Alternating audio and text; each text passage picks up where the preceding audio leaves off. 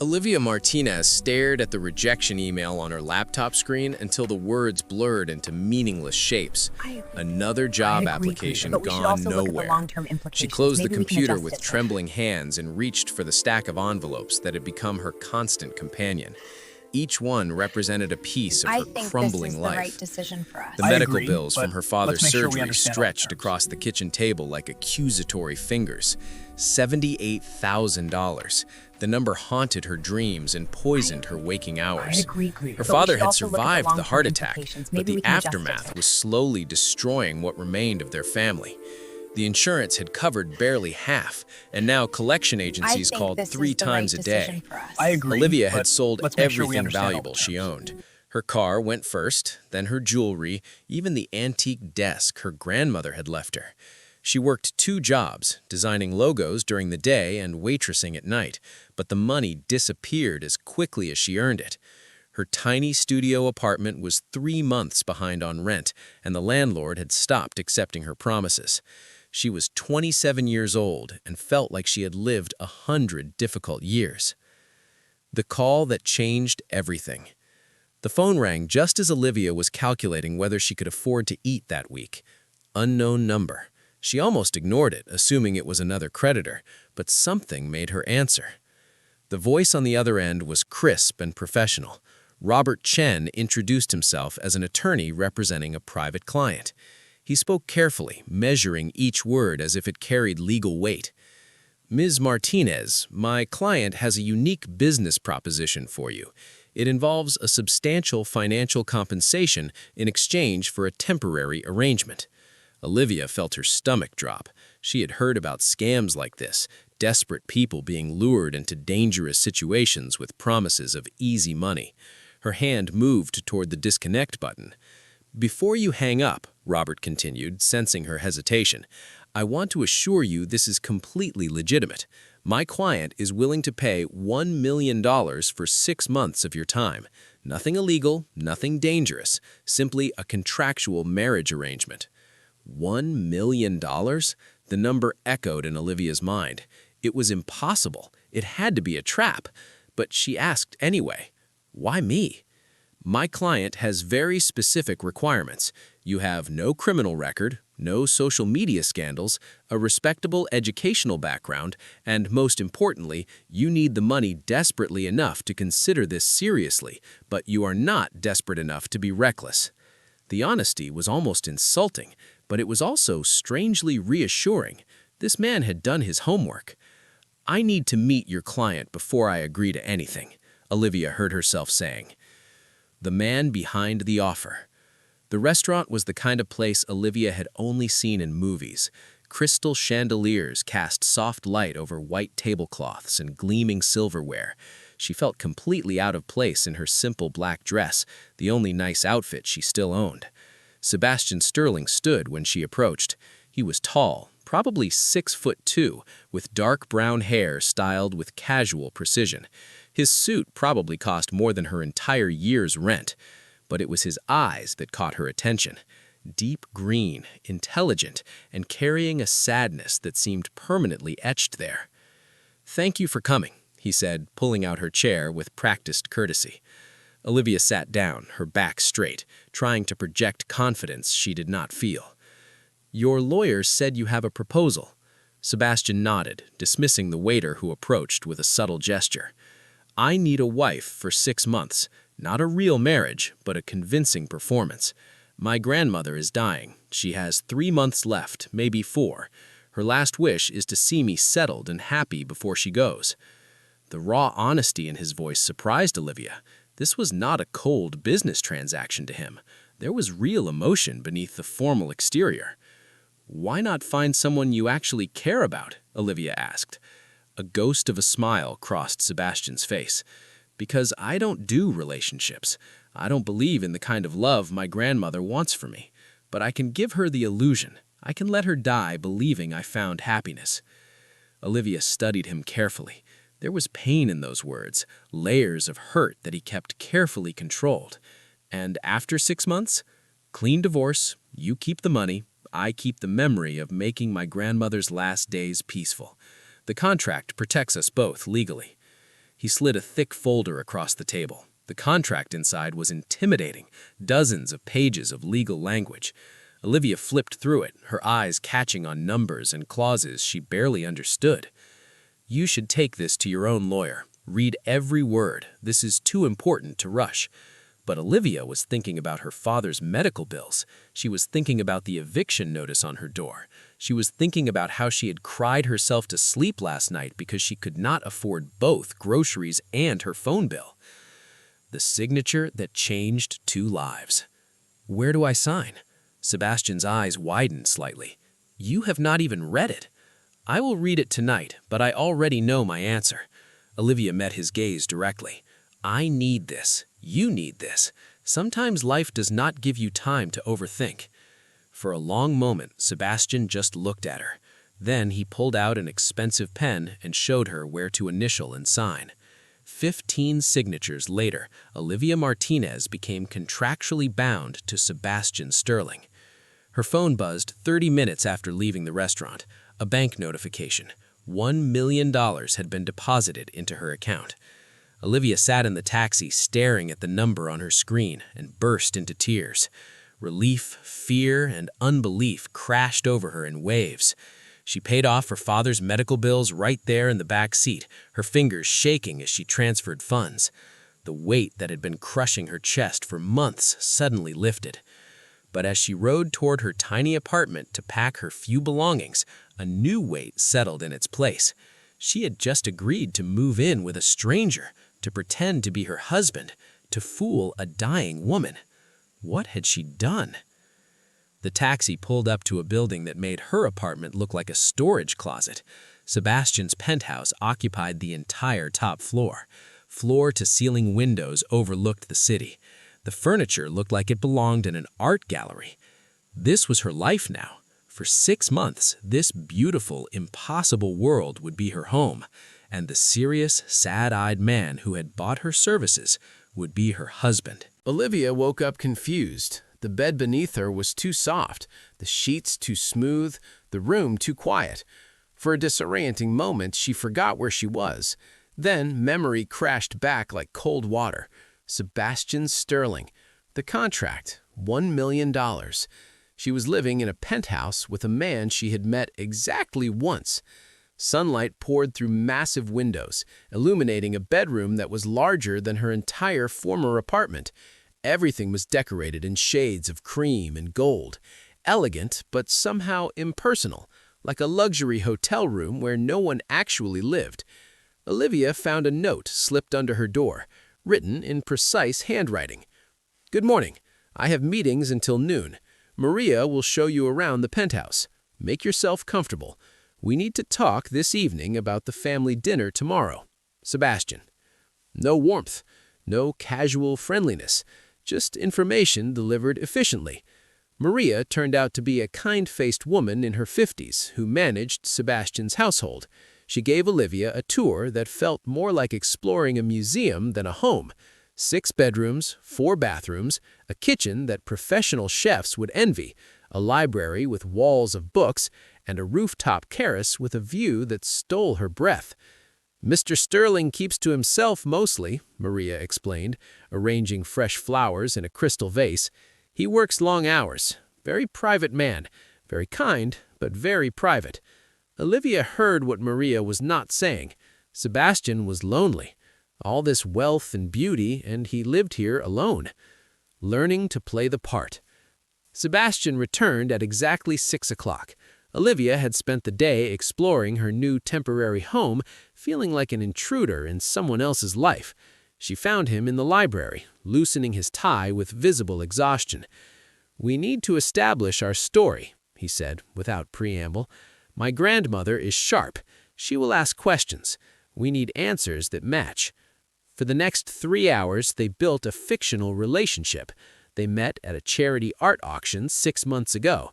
Olivia had been there covering the event for a design blog. Sebastian had been immediately drawn to her laugh. They bonded over a shared love of architecture and old movies. He proposed during a weekend trip to the mountains. Sebastian was methodical, covering every detail: where they had their first kiss, what he loved most about her, how she took her coffee. He wrote everything down in a leather notebook, studying the information like he was preparing for a crucial business presentation. "You are treating this like a contract negotiation," Olivia finally said. Sebastian looked up, a flicker of something crossing his face. "This is a contract." "No, this is a performance, and performances need emotion, not memorized facts." Olivia moved closer. "Tell me something real about yourself, something true." He hesitated, clearly uncomfortable. "Like what?" "Anything. What makes you happy? What keeps you awake at night? What did you dream about being when you were young?" Sebastian set down his notebook. For a moment, Olivia thought he would refuse. Then he spoke quietly. "I wanted to be an architect. I loved designing spaces where people could feel safe and happy. But my father needed me in the family business, real estate development, buying properties, demolishing old buildings, constructing new ones for profit. I stopped designing dreams and started calculating profit margins." The sadness in his voice made Olivia's chest ache. That must have been hard. "It was necessary." Sebastian stood abruptly, closing the subject. "We should practice." "Practice what?" "Being comfortable with each other. My grandmother will notice if we are stiff and awkward." He held out his hand. "May I?" Olivia placed her hand in his. His fingers were warm and strong. He pulled her gently to her feet and into a formal dancing position, one hand on her waist, the other holding hers. "There is no music," Olivia whispered. "Imagine there is." They moved slowly around the library, swaying to a rhythm only they could hear. Sebastian was a good dancer, leading with confidence but not dominance. Gradually, Olivia relaxed into the movement. His hand on her waist felt less foreign. The space between them felt less like a business arrangement. "Better," Sebastian said softly. "This feels more natural." Olivia looked up at him. In the soft library lighting, his face seemed younger, less guarded. "Who broke your heart?"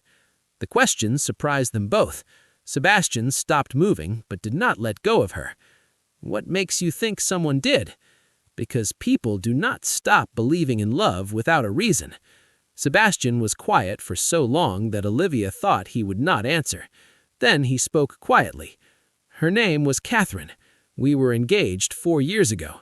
2 weeks before the wedding, I found out she was only interested in the Sterling fortune. She had a separate relationship with someone else, someone she actually loved. I was just the bank account." "I'm sorry," Olivia said, and she meant it. "Do not be. It taught me that love is just another transaction. At least now I'm honest about it." The family performance begins. Victoria Sterling's mansion made Sebastian's penthouse look modest. The estate sprawled across manicured grounds, a testament to generations of wealth. Olivia felt her anxiety spike as their car pulled up the circular driveway. "Breathe," Sebastian said, noticing her nervousness. "You're going to be fine." "What if I say something wrong? What if she realizes this is fake?" Sebastian took her hand, squeezing gently. "Then we adjust. But Olivia, you're smart and genuine. Just be yourself. That's who I told her I fell in love with." The word love hung between them, strange and weeded. Victoria Sterling was smaller than Olivia expected, a tiny woman in an elegant wheelchair, but her presence filled the room. Her eyes were the same green as Sebastian's, sharp and assessing despite her failing health. "So, you are the woman who captured my impossible grandson's heart," Victoria said, studying Olivia with unsettling intensity.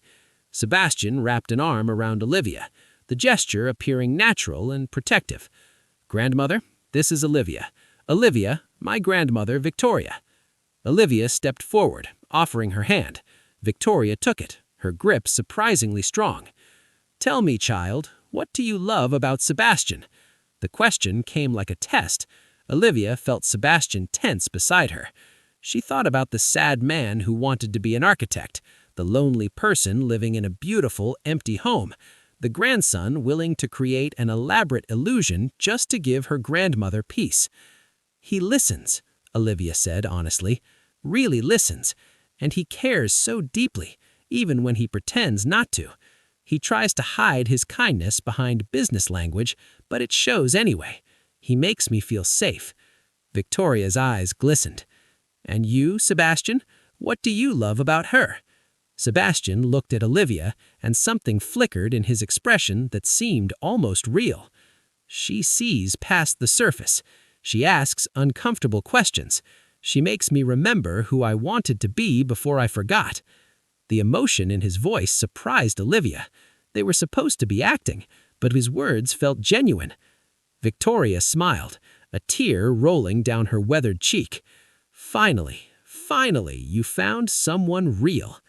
The dinner that followed was easier than Olivia expected. Victoria asked questions, but they flowed naturally. The fictional story they had rehearsed blended with genuine moments of connection. Sebastian was attentive, without being overly dramatic. Olivia found herself actually enjoying the conversation. But as they drove home later, silence filled the car. Something had shifted between them during that dinner. The performance had felt too real, the emotions too close to the surface. "You were perfect," Sebastian finally said. "So were you." He pulled up to the penthouse, but neither moved to get out. Rain had started falling, creating patterns on the windshield. "Sebastian," Olivia began carefully, "when you said those things about me during dinner, were you just acting?" He turned to look at her, his face illuminated by streetlights and shadows. For a long moment, he did not answer. Then he said quietly, "I don't know anymore." And that terrified them both, because contracts could protect against many things, but they could not protect against feelings that were never supposed to exist. 3 months passed like a beautiful dream wrapped in careful lies. Olivia had stopped thinking of the penthouse as Sebastian's home and started thinking of it as theirs. She had her favorite reading spot in the library. She knew how Sebastian liked his morning coffee. She could predict when his business stress would make him retreat into silence. They had fallen into a rhythm that felt dangeringly close to real. Victoria's health was declining faster than the doctors predicted. The family dinners became weekly events, then twice weekly. Each visit required another performance, another layer of fictional intimacy. But somewhere along the way, the acting had blurred into something genuine. Olivia caught herself looking forward to Sebastian coming home. She noticed how her heart would lift when she heard his key in the door. She memorized the way he pushed his hair back when he was thinking. She learned that he hummed quietly when he cooked, something he only did when he thought no one was listening. And Sebastian had changed too. He smiled more. He asked about her day and actually listened to the answers. He brought home art books because he noticed she loved architecture. He touched her casually now, a hand on her back, fingers brushing hers, gestures that no longer felt like performance. They were breaking the unspoken rule of their arrangement. They were catching feelings. The discovery that shattered everything.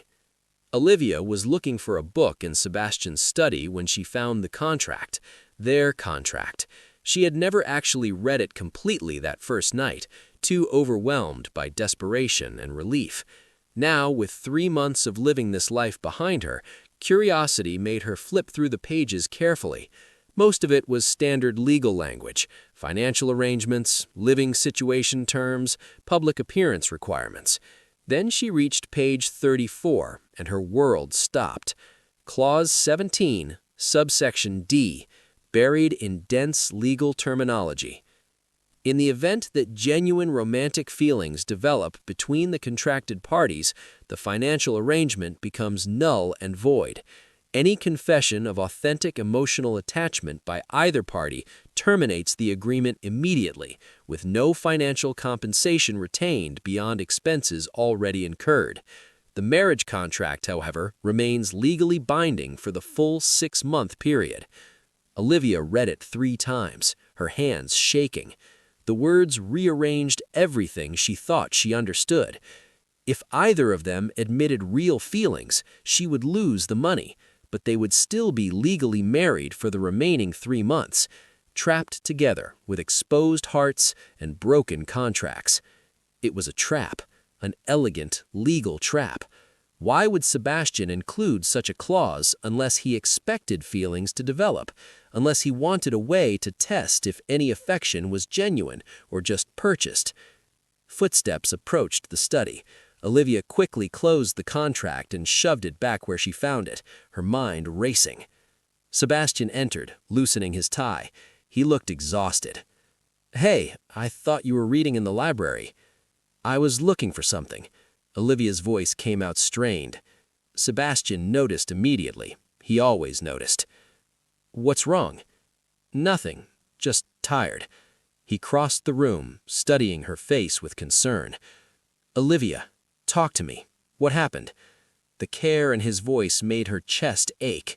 Was it real, or was he still acting, waiting to see if she would confess feelings and nullify the contract? "I need some air," Olivia said, moving past him. "It's raining. I don't care."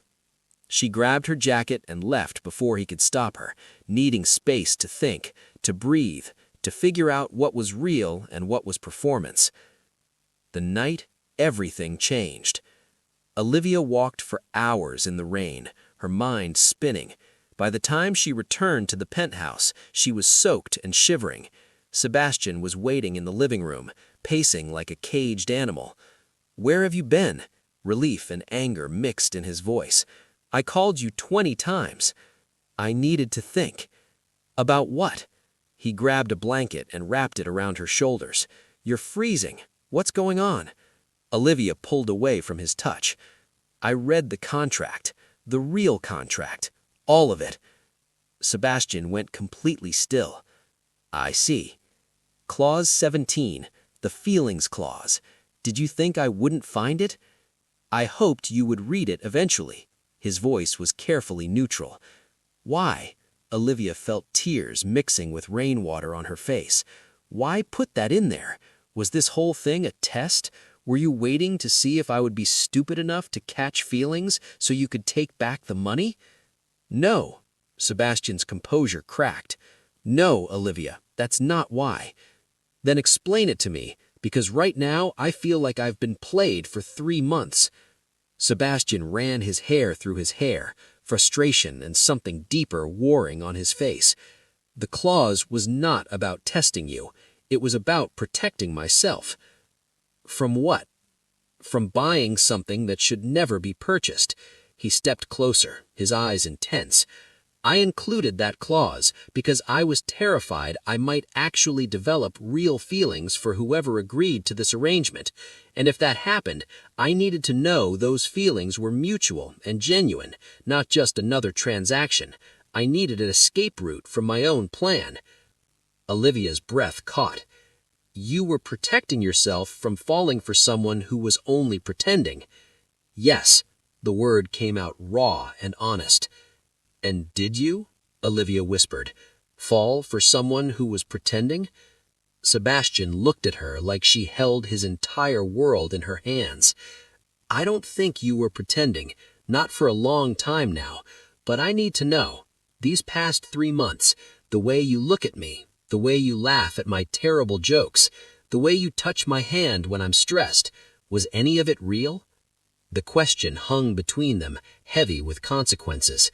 If Olivia admitted the truth, she would lose the financial security that had saved her father's life and cleared her crushing debts.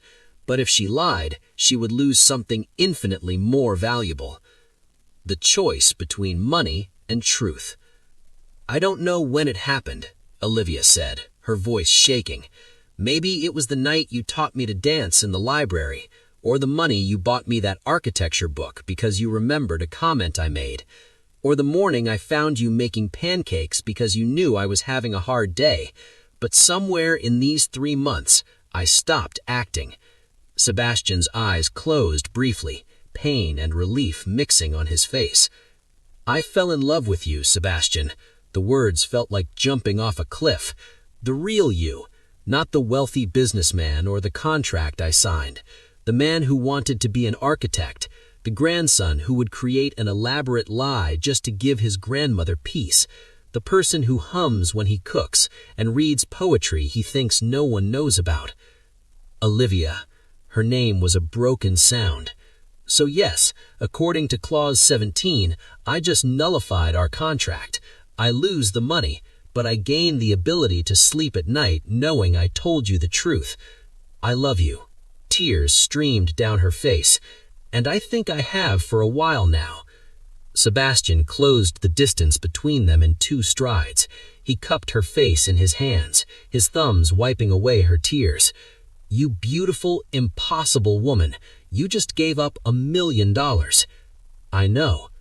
Do you want to know why I really included that clause?" His voice was rough with emotion. "Because I was already falling for you when we signed the contract. That first night at the restaurant, when you agreed without reading the terms, when you trusted me enough to sign your name, I was terrified I hired someone I could actually love." Olivia's heart stopped. "What? I've been in love with you since the 2nd month. Every day has been torture, wanting to tell you but afraid you would think I was manipulating you or that your feelings were just contractual obligation. I put that clause in, hoping that someday, if you felt the same, we could start over with something real." "You love me?" Olivia could barely process the words.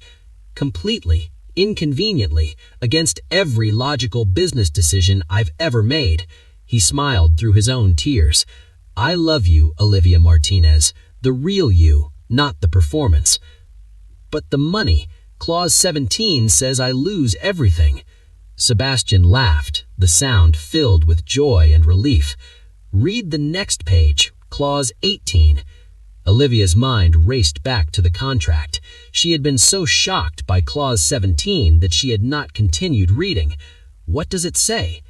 It says if both parties confess genuine feelings, the marriage becomes real, the financial arrangement converts to a standard marital asset agreement, and we get to start an actual life together.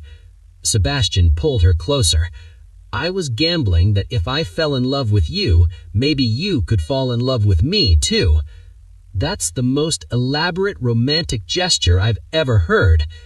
I'm a businessman. Even my declarations of love come with clauses and subsections." Olivia laughed and cried simultaneously. "You ridiculous, wonderful man." "Is that a yes?" Sebastian asked softly. "To trying this for real?